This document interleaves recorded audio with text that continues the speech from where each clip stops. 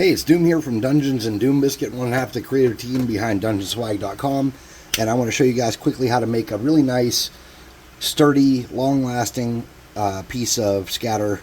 I've made a lot of these. I shouldn't say I used to make. I haven't made one for a long time, but basically, if you guys played the Planeswalker board games that Magic the Gathering had, if you wanted to take those miniatures and use them for D&D, the bases were too big. So I got the bases off a lot of those and saved them, and I use them for this kind of stuff.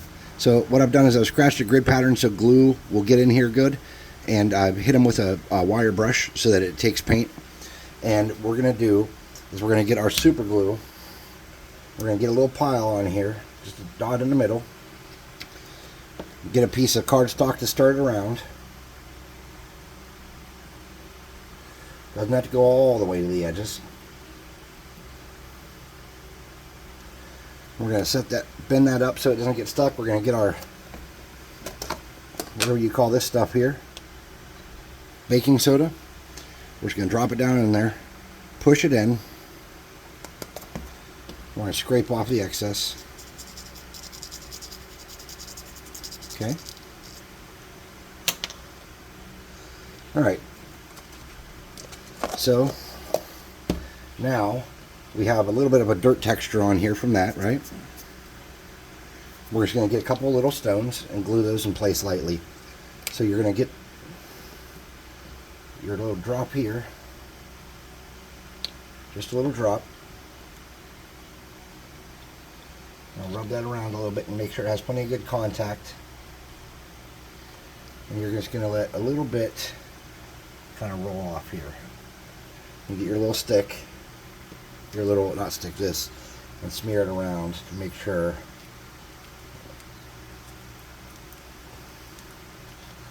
that the whole thing is covered pretty well. Okay? Now we're going to take this and we're going to glue this on a pill cap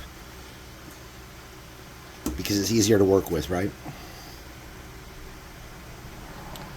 Alright, so it might be nice to put a couple tiny rocks on here if we wanted. We can do that. I got a couple tiny rocks handy right there. Oops. Sometimes, if you're clumsy and old, having a pair of forceps is priceless.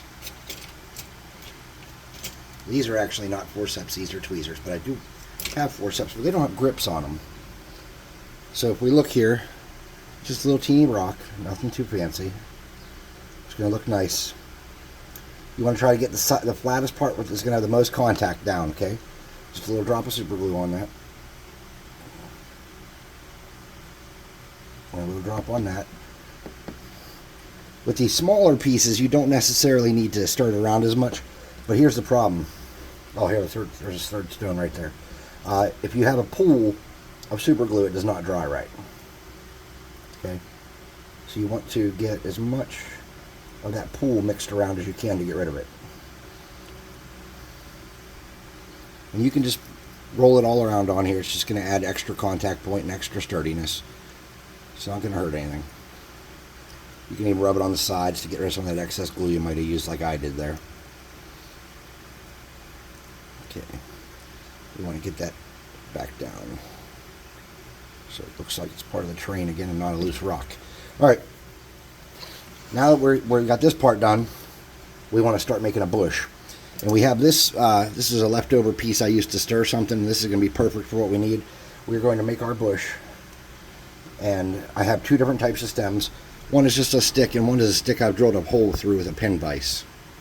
And you can choose how you want it to be. But you're going to start by sliding this through here. Just like that. These don't have to be perfect. All these are, oh, I just broke that off on my finger. All these are is just green scratch pad cut up. And I actually didn't invent this technique. I don't know who did. I did see this on a video. A long time ago, I was in a Star Wars group on Yahoo, and I saw people make shrubbery and a bunch of cool stuff out of these. But if you're looking for a video on it, somebody recently, within the past few years, did make a video on it. Also, I have to apologize. My perception of what recently is kind of different than most people's.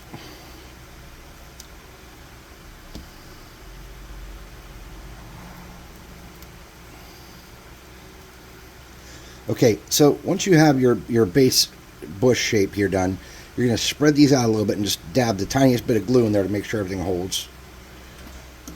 Push it together, open their next one up. Just pull them apart a little bit. Glue in there. Boop.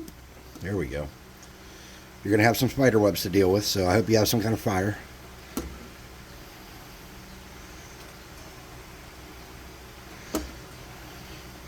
Alright, so we're going to push those down, get them mushed into place good.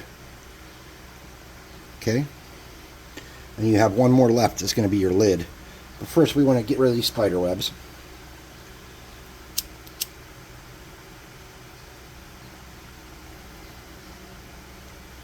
Okay? And we're also kind of using that to round off any of the sticky uppy weird spots or sticky outy spots we don't like. Now what you can do is you can get a pair of scissors. Oops, that's hot. And just kind of trim off to get the shape general shape you want, right? You don't want any really square spots sticking out. You don't want any weird spots that are going to paint dumb sticking out. So just use your judgment to get it kind of where you want it. Okay? Now we're going to push this down, and we're going to put a little bit of glue here. And that glue is going to be like a placeholder for how far our bush compresses upwards. Okay? So we're just going to get that to hold that. Okay? Not moving now. Get some snips. We're going to cut that off. Put another dab of glue. We're going to put a lid on it. And that lid is a smaller piece. And then we're going to come around the scissors, trim the outside. Oh, mine's not dry yet. We're going to have to come around the side here and trim off that flat ledge on the top to make it look a little more like a bush. Alright, so on the bottom we're going to do the same thing. We're going to push it down some. We're going to get a little bit of glue. Rub that around so that makes our stopper point. Let it slide back into its bush shape and get dry. Once that dries, we're going to either A, put it inside that stem like that, which is what I'm doing right here. Okay? And then we can just put that on our base wherever we wish. You want to make sure your base is dry where you want to connect this. Get a little dab of glue in that hole. There you go. Just like that. Then you want to rub it around a little bit and get it connected. Okay? And once you have that connected, you can get your glue. You want to get a solid bond with the surface. You want to come down and sturdy up your stick. So you want to get a little bit on the stick. And you want to get your cardboard piece that you've been using and rub that all around. And get that down in there and get it good and solid. Oh, shizen. My glue was not solid glue. My hot glue was not ready. And it might not stick now that I have super glue all over. Okay. Well, that glue's still hot. Let's take advantage of that. If I can get a hold of this. And try to mush some of that down. Get rid of that little lip that it created by the bulge. Alright. We got some spider webs now, because that went badly.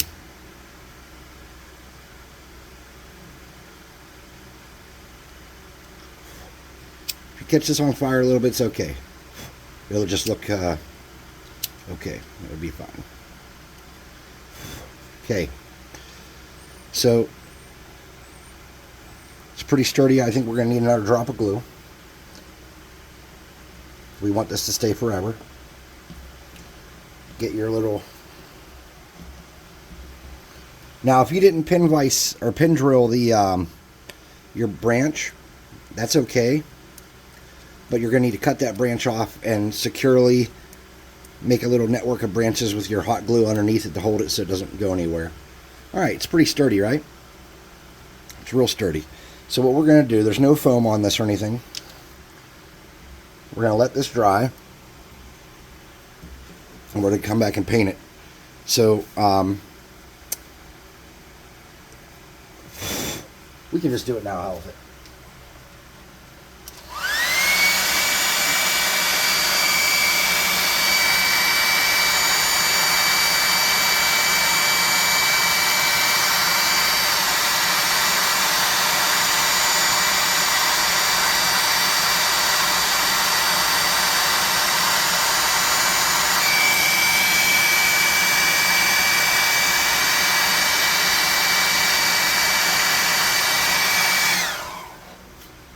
right, so we really don't want to paint this this part. So what we can do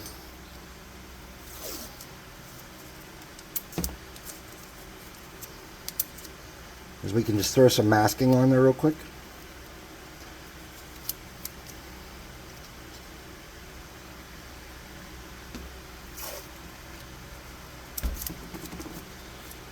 And we don't care if we get in on the bottom of it. That doesn't really matter.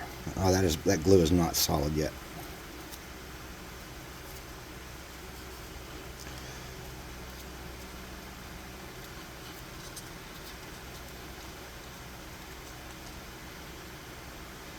It's just not doing what we want, is it? So, if you are having problems like I am, there is a quick solution. It comes in the form of super glue and baking soda being an impossibly strong bond. There we go. I don't like to do that, but that hot glue just did not settle because of that little bit of incident we had with the spillage. Alright, so we're just going to mask this pretty good. It's coming loose again, you son of a bitch. Excuse my French. For someone who's done this before, you'd think I wouldn't be having all this drama, but I'm having all kind of drama. Okay, we got that masked up decent enough. Let's try to get this back on here and find out what we're doing wrong.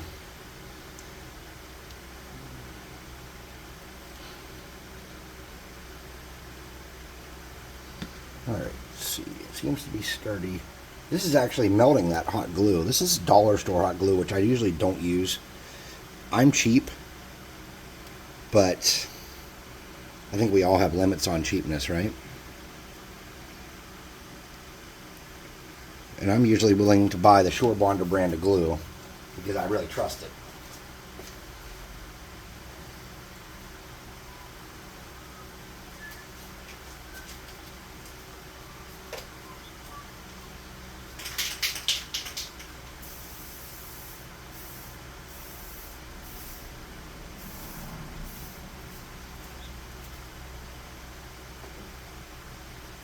All right. So we have a base coat on here.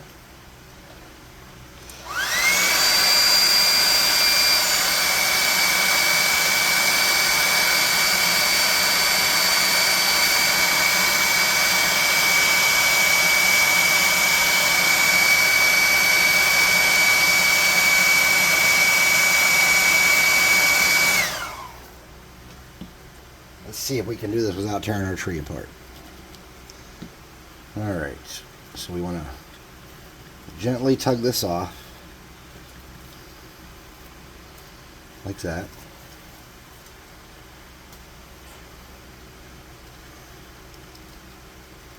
Okay, good. The tree's looking like it's staying in place like it should. Let's get some greens in a minute here. Let's get some paint. I didn't think to get paint. I did not plan ahead. Actually, I did. I cut out the circles. That was my plan. All right. We got some burnt umber and a cheap brush.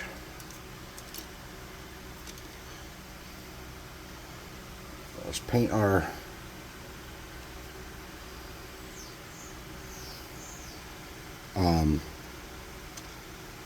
trunk of our little tree here.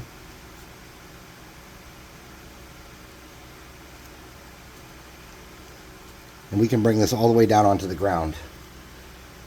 Okay. Paint all our ground, but try not to hit the rocks because you're just going to have to paint them again anyways.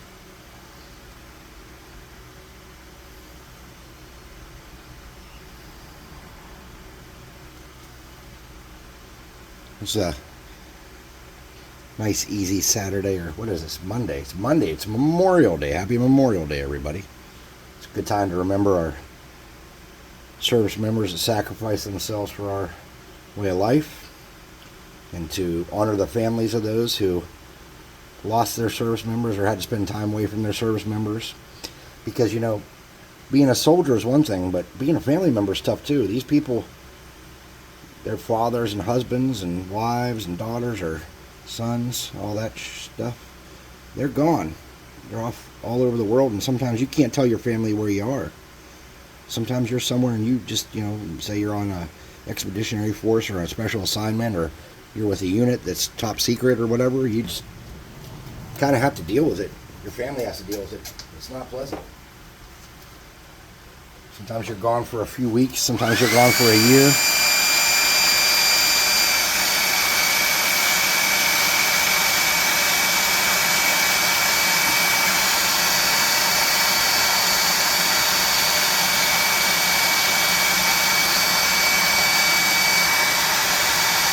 Okay. So we're gonna paint the rocks after we do this lighten up step. Let's get our handy dandy melted chocolate and a cheap brush. We're just gonna get, that's not a very good brush for this. Here we go. Something a little softer. Get a tiny dab of hot chocolate or melted chocolate. Wipe a lot of that off. We come around our tree here. Lighten our tree up. Don't hit every spot. Just lighten up the main coating of it. And then we're going to come around here, wipe a lot of paint off. We're going to do the outside around where we have no none of our baking soda, okay? We're going to paint that, kind of.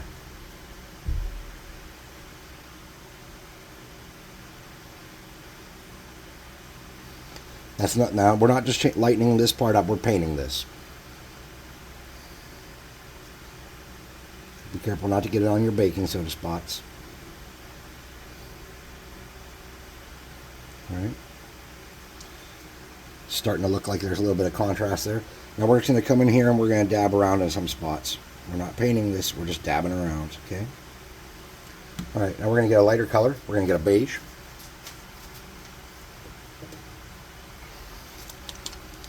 And this is going to be kind of a little bit drier, but not quite a dry brush yet. Just going to get a little bit. Mix it with that, so it's not blatantly lighter. See the difference here between, this is almost the color of the cardboard, and that's just those two mixed. It's a little bit lighter. We're going to wipe off some of that. We're going to come in here and we're going to just kind of touch some spots. Okay. We don't really want to dry brush this because we're going to put some flock on that, right? And then you can also get that same beige and try to clean your brush with it. And then this is going to be the dry brush on our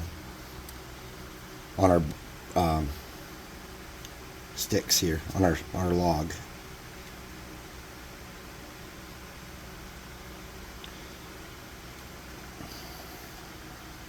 Okay, here we go. Now we're going to ditch that brush and get another small brush. Just a junk brush, nothing fancy. And get out some of this handy dandy pavement. We're not going to lose this. We're going to save that. We're going to use a little bit of that. Let's paint our rocks.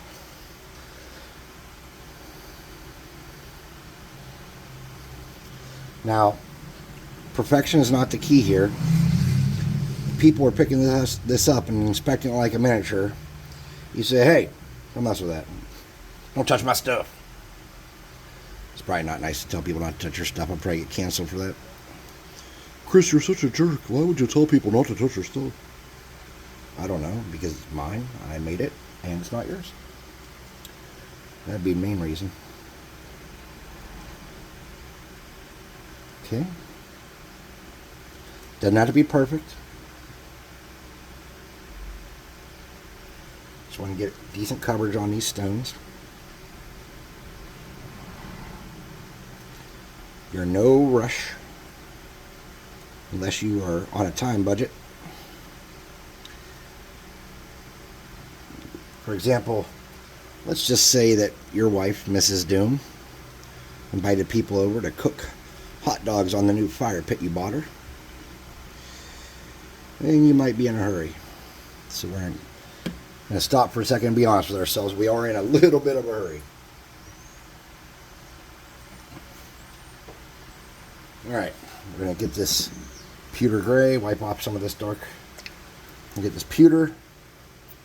We're just going to touch it. See that? Just a little touch. And we're going to wipe that off. Get a little bit lighter of a gray going. And we're just going to kind of walk around here and bump into our rocks. We're just bumping into them. We didn't let them dry thoroughly. We're just bringing it down a tone. Just a little bit in spots. There we go. If there are spots that you blatantly just didn't paint, you can grab this and try to cover those up a little bit.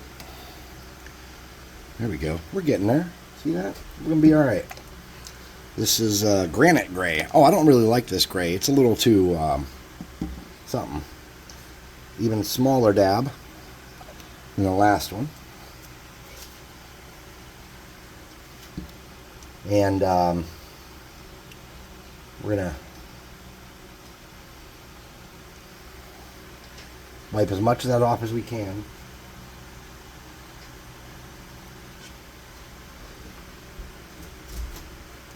We're just going to dry brush around on here. Pick these rocks up. Look at that. Starting to get some serious contrast there. Looks sharp. And then this is kind of dried up on us, that territorial beige. So we're just not even going to worry about that. We're going to grab the khaki. We're just going to put a dip. Oh, that's way more than I wanted. We wasted. That's not a problem, though. We're going to mix these together and make a little bit of a tannish gray. Something about like that. And we're going to wipe that off. Most of it. We're going to come back and just hit a couple spots on the rocks that are up high and knead it. We're going to take that same color and we're going to pick up some of this root looking parts down here where the glue was all funky and misbehaved, and then just a couple little high spots on the stem here. Okay, so we're starting to get something going here. We don't know what. Alright, so what we're going to do is we want to make all that be grass. Okay, but instead of painting it all like grass, which would be kind of, well, we can do that. You know what, let's do it. I'm lazy, but we can do that. Wipe off our brush. Let's pick a good color. There is a green in here somewhere that I really like called Ivy. And of course I have none marked at the top. Here we go, English Ivy. We can come in here with this English Ivy. Same cheap brush. And we can work in here. It's got to be a little bit wet for this to happen though, okay? Because you might not have flock and you might have to paint this, so we might as well show you how that's going to look. I assume most of you have flock. If you're cheap like me and you figured out the secrets to making cheap flock, you got it. You got it in different colors. You're so pleased with yourself like I was when I made it. I was too. I was like, man, I am the flock lord. Hear me roar. I am maker of all things flock. I'm essentially a superhero at this point. I am a model hoppy guru.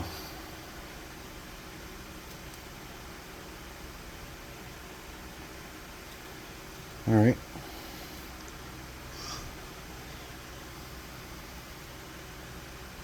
Come around the outside of those stones, get underneath there a little bit.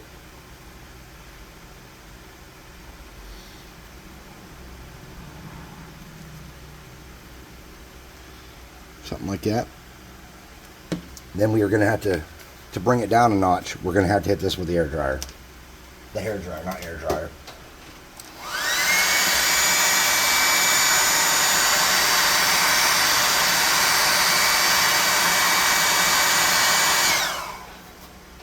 Alright.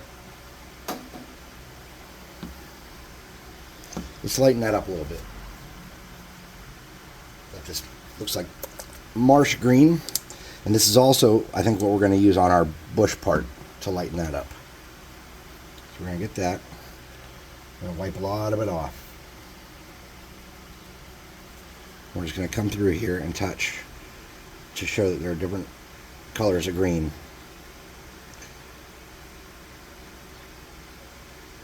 And I would say that we can get one more lighter green and touch with that too.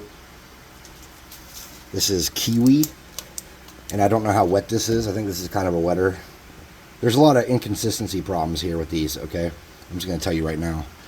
So we're going to take this kiwi and we're going to mix it in with that so it's not too bright and then it's not too wet. We're going to wipe a lot of that off. And we're just going to come in and touch a couple spots here and there to simulate the grass is not all one color and we didn't do a dry brush, okay? All right. Starting to look okay. Not great. Now we want to do our tree, and we're going to use, like I said, we're going to use this marsh green to lighten that up. So you want to get your a makeup brush. This is like an Aurora purple, pink, and green I like to use. This was, I don't even know, this one might not have been from the Dollar Tree. This might have been a hand-me-down from somebody that was like, oh, you use makeup? I'm like, yeah, sure. And you want to come up and just pick out the sticky outies and start lightening this tree. We want to make sure that when we come down that we're getting a lot of coverage on the top, so it'll be lighter, lighter, lighter. Okay. There we go. Now we're cooking with grease. This one probably takes about a half hour from start to finish if you're not messing around and having glue problems. And we're going to just lighten this up one more time. We're going to take this same spot. We're going to get a little bit of this. Oh, there we go. We're going to get a lot of bit of this. We're going to mix that around and lighten it up. There we go. We're going to pull that around. Get as much of that off as we can. And we're going to come from the top first. Use the most up here. And we're just going to bring it down. There we go. And we're going to come around the sides. And something like that. So, one more step. Get a little piece of cardstock.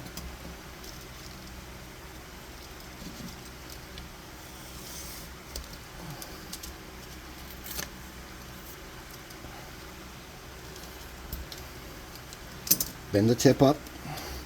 Get a little bit of your Elmer's.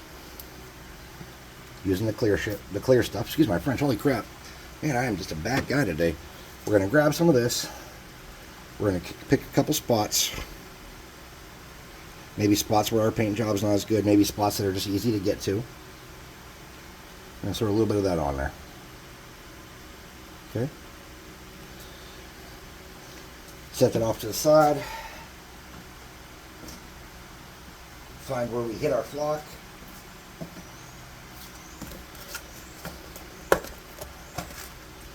I'm going to hold this over the flock, and we're just going to not getting it on our bush. That's very important that we do not get it on the bush. If you get it on the bush, you got to throw all of it away. The whole project's ruined. Alright, there we go. Nice little piece here. We're going to clear coat it. If you're wondering why I painted that outside, that medium brown, and left it, it's because I have like this weird thing where like I paint the bottoms of my bases black for characters for D&D, gray, dark gray for Star Wars, and I try to do my terrain in a brown. So I'm going to clear coat this, take some pictures. Let's call it a win. Do us a favor. If you like any of the content we're creating, share it, subscribe, whatever it may be. Go to the website in the description and buy some minis off us. That'd be awesome. Have a good day.